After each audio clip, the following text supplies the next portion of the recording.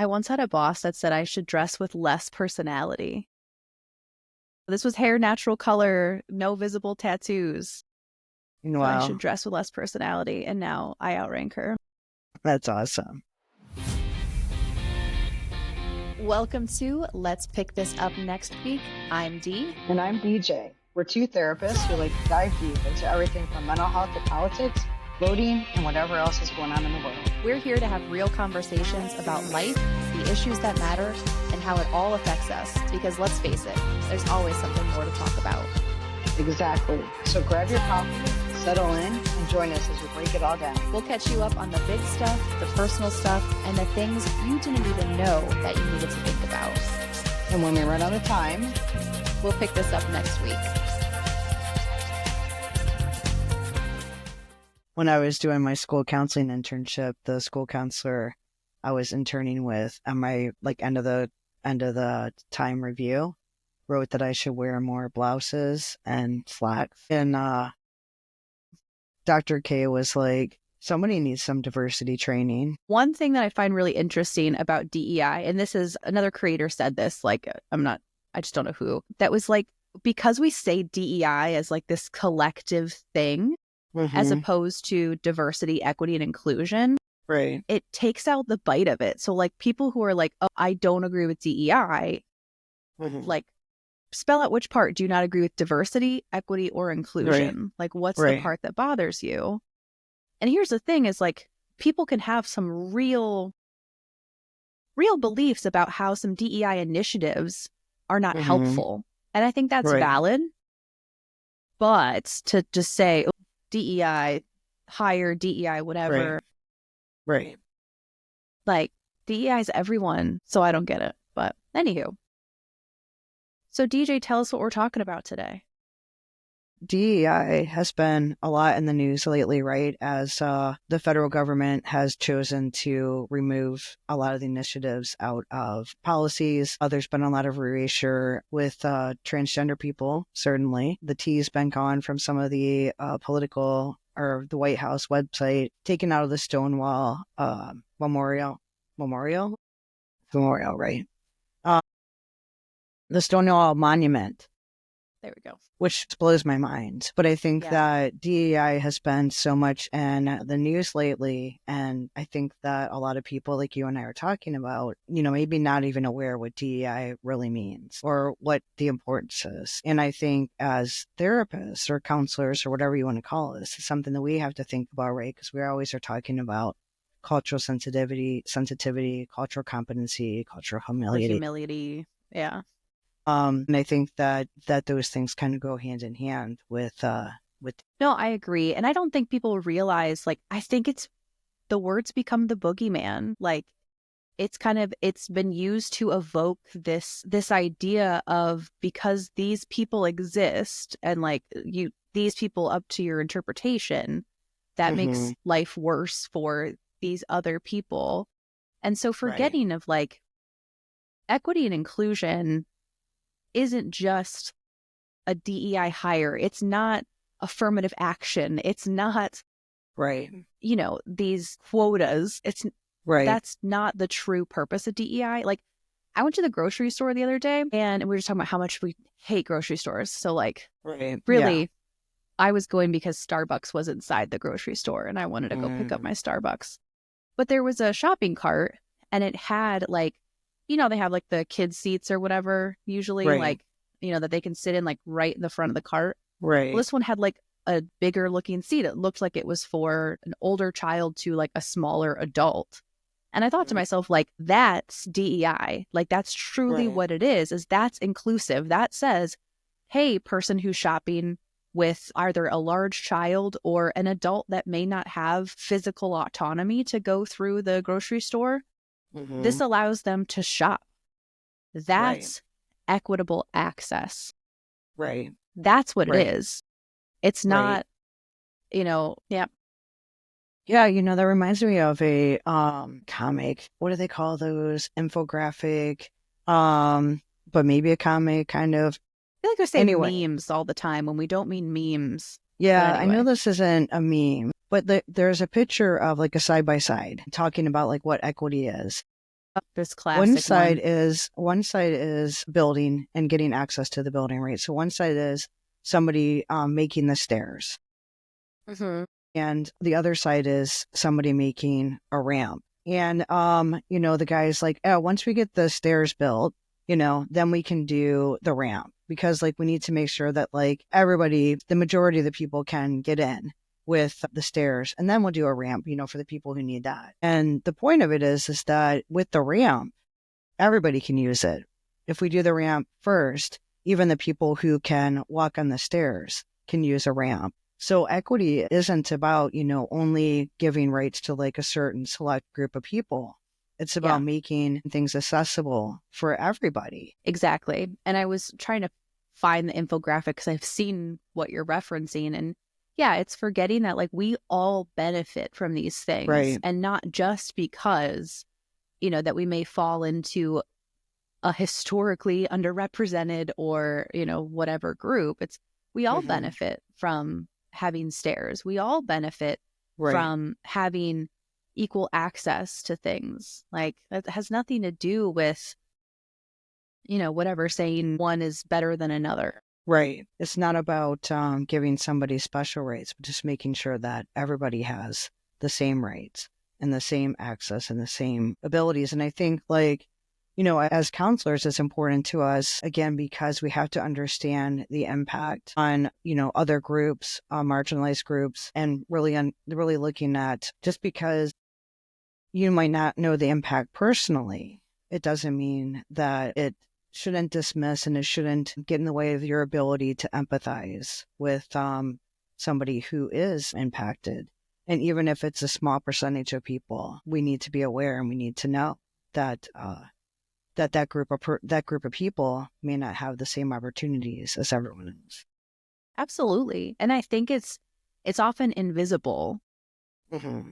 not even realizing where there are times and areas where people could benefit from access differing.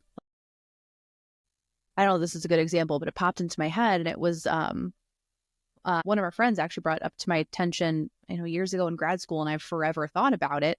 Is she said like she's not hearing impaired, but sometimes like would find it difficult to hear, like if the speech was like garbled or like pointed a different direction. So something literally as simple as like the professor would stand and look at the board and talk while he was writing something was Mm-hmm. difficult for her to understand. And this isn't a Right. person who had accommodations and, whatever. It was literally just this very, very small tweak of behavior made the classroom that much more accessible to everybody in it. And we often don't realize those times Right. where we're not accommodating when an accommodation would be quite easy. Mm-hmm. Right. Right. And how do you think about like those accommodations apply to like counselors? Like how do you think that you can apply those accommodations to working with our clients? In a lot of ways, even something as small as that example, like I learned when I do groups, I don't write towards the whiteboard, right? Right. But just learning different ways that people interact with materials and interact with, it doesn't all have to be the same to have the same impact. Hmm. My mind is drawing such a blank. I should have drank more caffeine Yeah. today. And I think, How does it because impact your practice? I do a lot of remote therapy. So I use I do not a lot. Every person I see is via the internet. And so I use Zoom with my clients. And one of the things that happens on Zoom now is like the captions, you can have captions that come up. So maybe like if somebody, even sometimes like I say words with my Ohio accent, and We don't a have lot of accents. people Kidding. have an accent. It's a true thing. We've had this conversation. So I know. the Cleveland accent, right, with the O's. And so sometimes like I will say a word and with an O in it, and people will what? Like what are you saying? Like if that's a minor example Mm-hmm. of where there is a difference, but with captions on that could, or if it was someone who was hearing impaired, having the captions on could help them be able to participate in therapy, not have to like ask what I'm saying. And we also have the ability to type. That might be something that could be an accommodation for somebody who is more comfortable that way. Like there's a lot of ways that we can use even technology to mitigate those differences, but also being open to that. Like not everyone receives therapy in the same way. And we kind of do that, if we think about like the modalities and stuff that we use. And we're not going to use the same theories and the same modalities for somebody who, if they're like, I don't, CBT, that's not where I'm at right now. Sure. We're not going to continue to use things that don't work because like we think it's better, or work on things that we think our patients need to our clients because we think it's something they should work on and not what they're coming to therapy for. So I think we make accommodations, all the way. And we're always thinking about what's best for the people that we serve. And I think that, again, we have to consider, like maybe some of the stigma that might be on different groups. And we need to be able to be different groups of people. And we need to be able to be a place where, we're helping like acknowledge that those stigmas exist. Like we're not going to be like, oh, like borderline personality disorder, for example. Like how many therapists out there won't work with someone with borderline personality disorder? I mean, that is a great example, I think, of like diversity, equity, and inclusion, because, and a lot of times people are stigmatized, or like, what if somebody doesn't have BPD, but they're maybe a victim of abuse, domestic violence, or something like that, and it might come up that way. And we're just like stigmatizing somebody or saying like, oh, this person will never get better because they're a woman. Or, when people come to therapy, and it might not be like a population that you're comfortable with working with, thinking that like it's the responsibility of the patient to educate us, when it's not. Like we need to make sure that we're educating ourselves, but also like, a big part of what we do is advocacy, whether it's advocating for our individual patients or advocating for the different groups that we work in. Like we have an important job to make sure that we understand what diversity, equity, and inclusion is, and understand the people who need to make sure that they have a voice. Absolutely. Culture is such this fascinating thing because culture is nothing and it's everything. Like, for example, we're working right now to rewrite the biopsychosocial assessment that we do with all of our clients when they come in. And one question, our current assessment says something like, do you have any cultural concerns or considerations I should be aware of? That's an awful question. It is an awful question. It is. And the clinicians, self-included, I'm like, if you give me that question, I can't ask it that way. I don't know what you mean.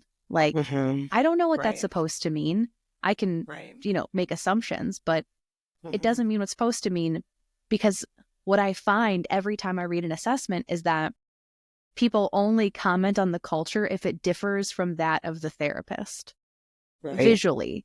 So usually it's like about like, it's never, someone who shares the same culture. Like, for example, we do a lot of tele throughout the state of Ohio. And when people do a televisit on someone from Appalachia, they'll write like, client is an Appalachian male, identifies whatever. But if it's like, one of my Appalachian counselors seeing an Appalachian client, they just write client is a male, right? Like, because it's that part of culture that like we forget.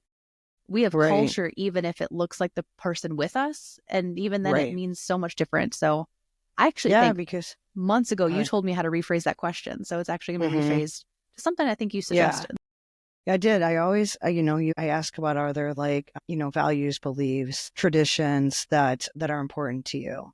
And I think that's easier and a better way for someone to answer the question than like, do you have any cultural considerations? And they're like, no, I don't have any. I don't have a culture. Yeah. So it is a poorly written question, but it is also, you reminded me when you were talking about that, is like how many, even as counselors, but how much assumptions that counselors make or that people make about somebody just based on their appearance. Like gender is one of them, right? Like we will assume, and people, that's the thing that people think they need to know. But like there's so many assumptions that are made out there, again, whether somebody is just like you or if somebody is like totally, you think someone's so different. And really, if we ask more questions and not make assumptions, like as a society, things would be so much better. DJ, will you do this exercise with me right now? We did not plan for this. Do you have a piece of paper and a pen? I didn't do any stretches first. Do I need to do some calisthenics before we? Some brain stretches. Grab a piece of paper and a pen. Got it. I don't want to take credit from this. This is a person at my work who, I don't know where she got it from, but she delivered it to my leadership team and I'm so obsessed with it. So we're going to do a little thing to figure out how alike or not alike we are. Okay. So what I want us to do is on your piece of paper, and you listening or watching at home, follow along. If you're driving though, don't write. Don't text us out. Do it. Just think about it.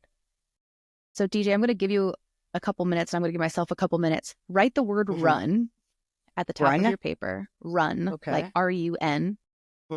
And then we'll give it a minute. Write a list of 10 words that you associate with the word run. And don't tell me what's on your list. Got words? It? Yeah. I don't know how to spell some of these words. Spelling doesn't count. First off, it's hard to come up with 10 words. Okay. We got our 10 words? Okay. Don't tell me your words yet, but how many words do you think we have in common? Now, we are people, we have known each other for a long ass time. We talk all the time. Yeah. Speak the same language from the pretty much the same city in Ohio. Yeah. How many words do you think we have in common? 3. I'm going to say we might have 2 in common, but I think that even might be high. Okay. I feel like name that too. Do you want me to tell me your list and I'll let you know? Okay. All right. Okay. Feet, shoes, fast, sprint, series of 3 or 4, track, cross country, race, nylons, spikes. Holy crap, we have 3. I was right. I'm shocked. Nice. Ones I had that you didn't. 5K, jog, treadmill, walk, DMC, run DMC. Nice. Nike, because those are my running shoes. And errands, run errands. Oh, that's a good one. Yeah. Nice. These are 10 things. And this was just a simple activity. The way that we did it, my leadership team was like, you pair up and then you grab another pair and you decide between like the 4 of you, how many have things in common. And you recognize, even though you have so much in common, like DJ, you and I have a lot in common. We value a lot of the same things. We think a lot of the same things. But we only got 30% of similar things out of a very similar, it was the same prompt. Right. Yeah. And we still had that much diversity between the two of us. Right. That's diversity. That's diversity. Yeah, it is a good point. You reminded me of you've probably heard of this. When I worked at an inpatient treatment, one of the exercises, because we had people come from, it was in California, but we had people come from all over the United States.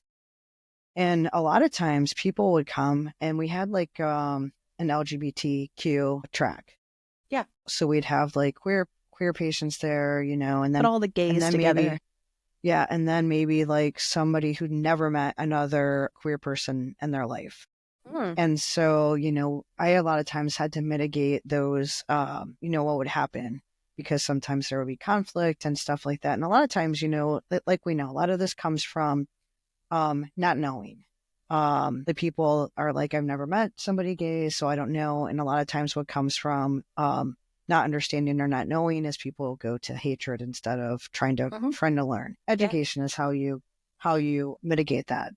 But anyway, there was an exercise that our clinical director would do with everybody who was there, all the patients. And it's like everyone stands in a line, and then like take one step back if you have ever had to worry where your next meal was coming from. Take 2 steps back if you ever weren't chosen for a job because of your identity.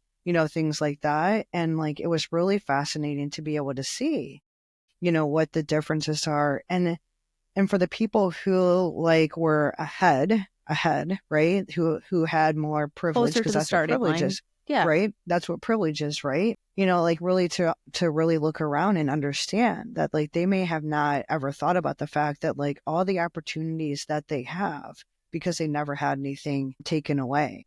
And so like, I think that people think that DEI is not important because, we've heard like in the news, right? Like I mean, just hire people based on merit. And that's Sure. what it should be like, right? But they're not understanding that a certain type of person, based on their skin color, based on their accent, based on their cultural beliefs, based on whatever, might have the same amount of merit as somebody else with a different skin color and get that job based on their skin color or religion or whatever it is, the difference because of that. And like other people aren't getting opportunities, not because they don't have the same amount of merit, but because they may not look the same, Like, for example, like you and I were talking, I don't know if we were recording it or not, about Who knows? like when we were about like feedback that we've gotten from like supervisors, about Yeah. like how you should look, no tattoos, no colored hair. I remember, and gosh, I think I was still working on my bachelor's degree, and it was the Meyer in Sandusky was opening. It was like a big, huge deal because there was no stores like that at the time anywhere near. Everyone was excited to go work there, and I went to go get a job there, and I had my eyebrow pierced at the time. And I went with my eyebrow ring in for the interview, and they were like, just so they, offer me the job, whatever. And like, just so you know, like you have to take that out when you work because like we have to have an image, for our customers. Like people might be offended because you have jewelry in your face, right? Like it's so interesting. And I know when I did my school counseling internship, for example, I have tattoos on my arms and I had to make sure that my sleeves covered my tattoos. Like I I remember couldn't that. show them at all. But at my mental health internship, I could show my tattoos. And often what I found, and it came out so many times during my mental health internship, that people actually felt more comfortable with me because they would see that my tattoos and be like, oh, I'm actually a regular person. Like I don't have to put an air about me to be something that society thinks we're supposed to be, which is another thing that happens, right? I mean, we create these ideas about like what a person who works somewhere should look like, what professional looks like, and that like we're basing decisions based on, just things that have that really don't matter, right? It didn't make me less good at being a school counselor. It didn't make me not a good school counselor because I have tattoos, where it made me a good mental health therapist because I had tattoos, right? Like it doesn't make any sense. Absolutely. And I think too, like not even just like God, you said so many great things, but also like and discrimination is not the word I want to go for, but the treatment that comes along with when people make assumptions about the way you look. And I recognize my privilege in a lot of ways. And I'll share a story about something I don't usually talk about. So I was arrested in my 20s and I was already an established professional. And no joke, I missed 2 items in the checkout line of a self-checkout. I thought they scanned, but they did not scan. And I was arrested. I was put in handcuffs and booked at the county jail because my items didn't scan in my cart. Wow. And it was mortifying and horrifying. And when I tried to explain to the person, I'm like, I made a mistake. I thought that scanned. I was told word for word, you don't look like the kind of person that would make that mistake. And I'm sitting here like, I have a master's degree. I have a really important position in my community because of what I do. And here's this person who just looks at the piercings and the tattoos and the colored hair and just assumed a lot about me. Right. And then Right. when I was booked at the jail, I was told I had to take my piercings out. And so I took out the piercings in my face and my ears. And the male correctional officers started to take bets and said, how much you want to bet that we're going to find another one when we put her through the body scanner. Whoa. Basically commenting whether or not I would have piercings under my clothes. Right. And I was sitting there as a person whom like, I know what to do here because I work in this jail, honestly. Like I've worked with that sheriff before. And so I had the ability to do something about it. But that is because my privilege let me know, though, this is what you need to do about this stuff.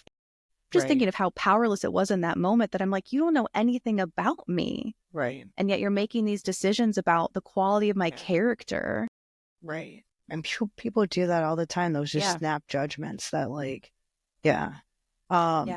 That reminded me of so many, like, after my 2018, at the end of 2018, Christmas Eve 2018, like I was in a pretty major car accident. And for the year after that, like just trying to like my body was just haywire, like just trying to figure out like what was wrong with me. I didn't work for a year. But before that, anytime I ever went to the doctor, like I only ever went like when it was pretty serious. Like usually when I was like going to the doctor or something, it was some kind of like strep or an infection, or like if I'm in pain, they're like, yes, of course you're in pain. You have to have this organ taken out. Like it was always like that kind of stuff. So I never been met with like doubt or anything like that with like, was I making it up or like anything like somatization that. disorder or Right? something. Yeah. But like after my car accident, and because so many things were happening in my body and nobody could figure out what was causing it, I found out that doctors don't like to be wrong or not know. So they were doing tests, and then a clear answer wasn't coming. But I was seeing a neurologist who sent me to a neuromuscular specialist, neuromuscular, yeah, doctor. So the neurologist I saw, like my muscles were literally like wasting away. And comes to find out is because like during the car accident, like all of my hormones had tanked and nobody had thought to look at that. Plus I had a undiagnosed brain injury. But anyway, she was like afraid it was like ALS or something called body inclusion, something. I can't think of it right now. But anyways, both of those things are like are fatal. And so she referred me to this neuromuscular doctor because she was like, I mean, look at your body, like look at my body, look at your body, like this is not okay. You were a twig. And yeah, it was pretty bad.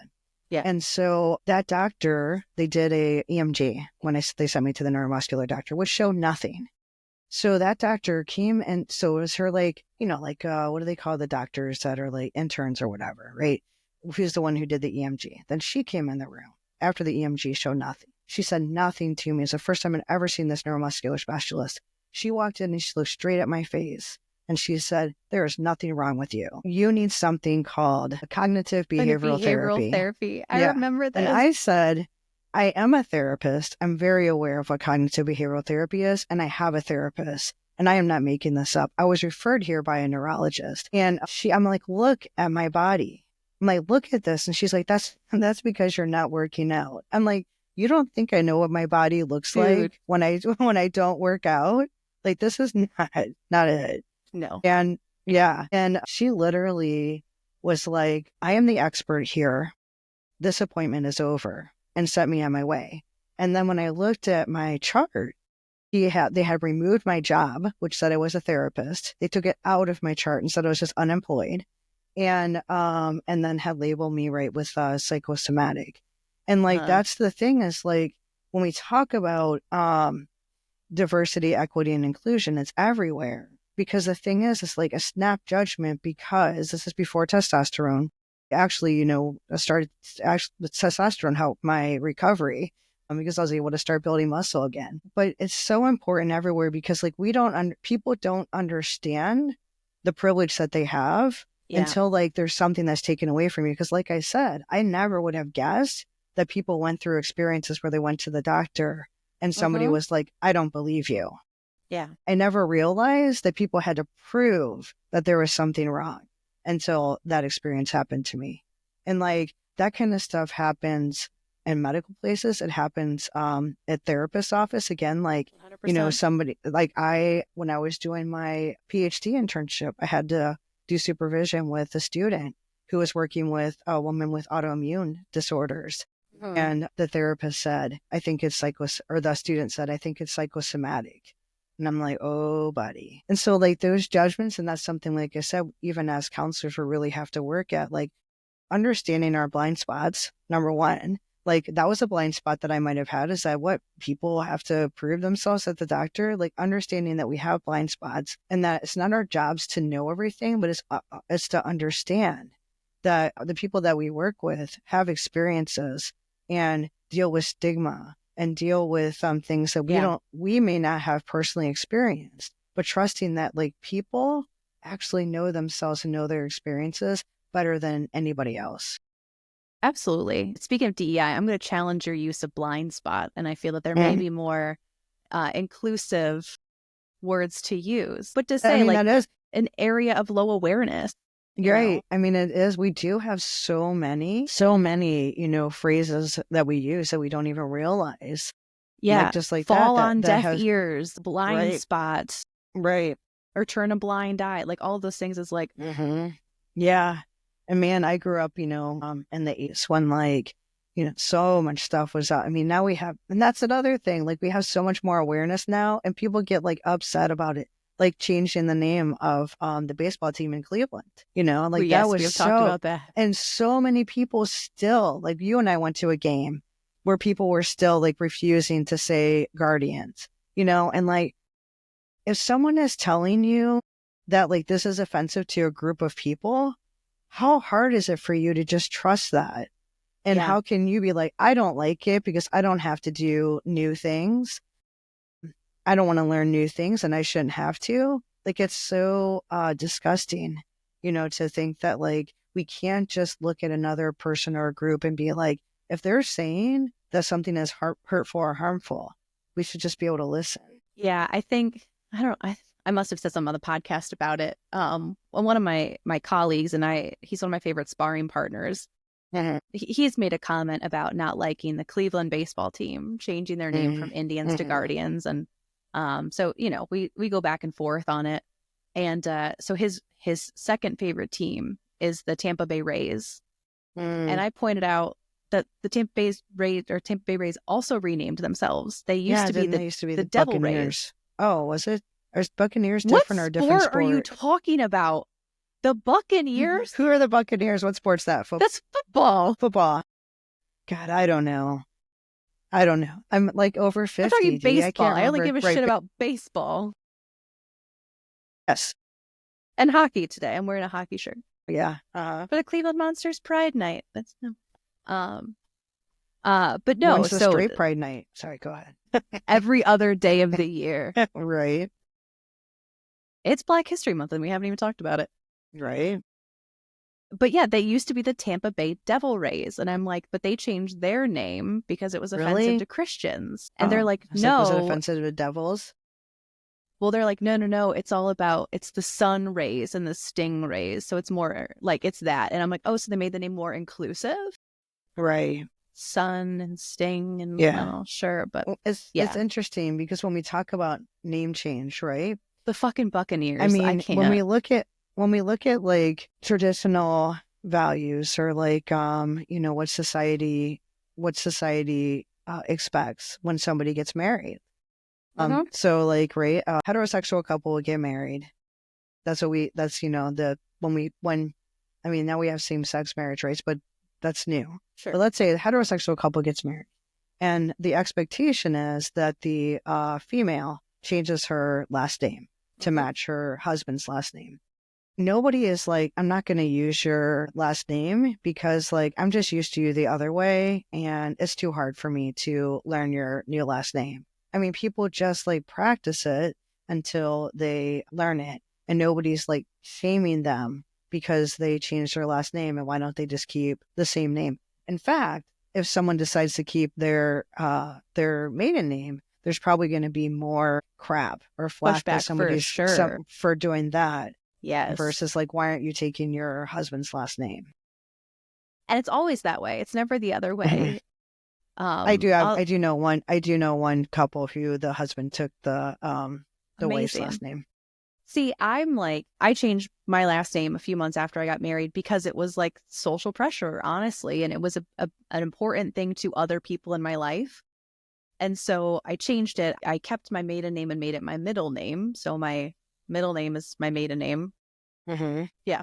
But I recognize, I think within maybe like 2 years, I was like, oh God, I need to change it back. But it's so much paperwork. It's so much work to do it. So much. I've changed my name so many times. I need you to walk me through it because I got to change a million pieces of paper because I'm like, that was my identity. I'm like, this name doesn't mean anything to me, but now it's a nightmare to get people to call me because it's my middle name. I just started putting on everything. Now it's, Deanna, maiden name, legal last name, and nobody uses maiden name. I'm like, yeah. But I also forget because I've been calling myself, this other last name for a decade. So yeah, it's so interesting the forgetting part of things. Like about identity, because like for me, I'm transmasculine, non-binary, transgender, a lot of things that I'll like throw in there, and like I can, that feels okay, and that feels okay, and that feels okay. But like I think I might have mentioned this, like when I list my medications, the thing I forget the most is that I'm on is testosterone. Because like while I am a non-binary transmasculine person, like it just feels like, like, oh yeah, that's what I am, and not like it's not my whole being. Like it's just Mhm. part of who I am, and like I'm just me. I'm DJ more than Yeah. like anything, and I'll forget. I mean, I'll be like, oh yeah, by the way, I'm trans. Like, oh, Mhm. okay, that makes sense. That's why you don't look the way that I expected you to look. But I think that like what you're saying about your name, like for you, you're just so used to it, and for other people, it's a big deal because you have to use your married name. Yeah. Yeah, it's all those ways that like, the culture becomes invisible, to take it back to that, because like my last name means a lot to me, like my maiden name, my birth Right, last name, because it carries my family's history and there's right, stories to it. And, so that's meaningful to me, that like, I know ultimately I'm the one who decided to change my name, but like it was because of societal pressure that now I feel like right, I'm disconnected to that. Like right, it doesn't feel like, I don't know, that people see it as much as I want them to see it. And that's what we miss a lot, is that culture in a lot of ways is as invisible as it is visible. It's like an right, iceberg. We see what's on top, but we don't see what's underneath. right. And again, like people make a lot of assumptions. So I think like, what do you think that we can do as professionals? What do you think like people can do to like make sure that DEI isn't just like something that people are saying like, why should we care about it? You're just a DEI hire, or everybody has equal ability to get jobs and stuff, and we should just like, what do you think we do? I think part of it is, well, you start a podcast and you do it for a year. It's been a year, by the It way. has. I One know. year for us. I noticed today when I was Yeah, logging in that our first episode, I think, was the 12th, I think, of I think so. Of yeah, February. February. Yeah. Very exciting. But I It think like is very exciting.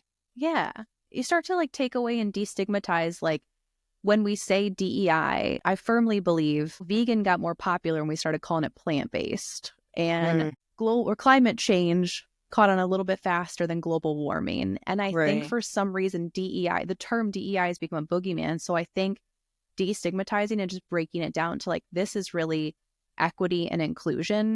I mean, diversity is obviously part of that too, but I'm like, if I got to lose one word to make it like a little more concise, but looking at like what is equitable, what is inclusive in what we're doing, and recognizing that those things mean diversity. Right. So breaking it down, and instead of just looking at like DEI and like feeling the like and away from that thing, but looking instead at like what are the principles, and let's take it from there. Right. And understanding that equity doesn't mean that one group has more rights than another. It just makes us all an even playing field.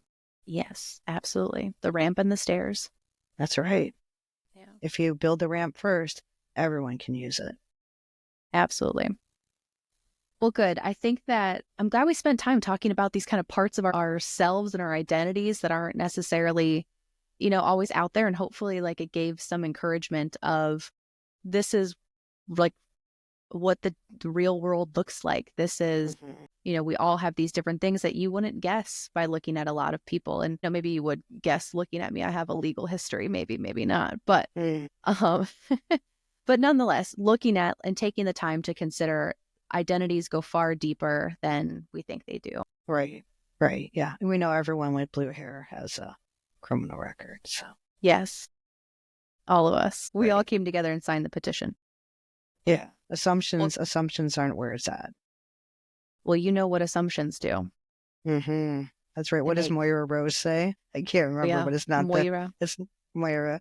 My God, Schitt's Creek is such a good show. I gotta Right? rewatch Talk that now. about diversity, equity, and inclusion. I just finished watching it again for like the probably 10th time. So it is a great show. I'm watching Shameless for the first time. And no spoilers, but I recognize that Debbie has histrionic personality disorder. That was kind of game changing for me once I figured that out. Interesting. I'll Yeah, I don't know if look that was at intentional or not, but she's technically too young for the diagnosis, but it doesn't matter because it's a fake show. Right. But Interesting. anywho. Yeah. Well, DJ, as always, this has been great. Thanks for catching up. Yeah. And looking forward to catching up more next week. All right. Have a good one, everybody. Thanks so much for tuning in. Please remember to like, subscribe, leave a comment or review, and we appreciate you.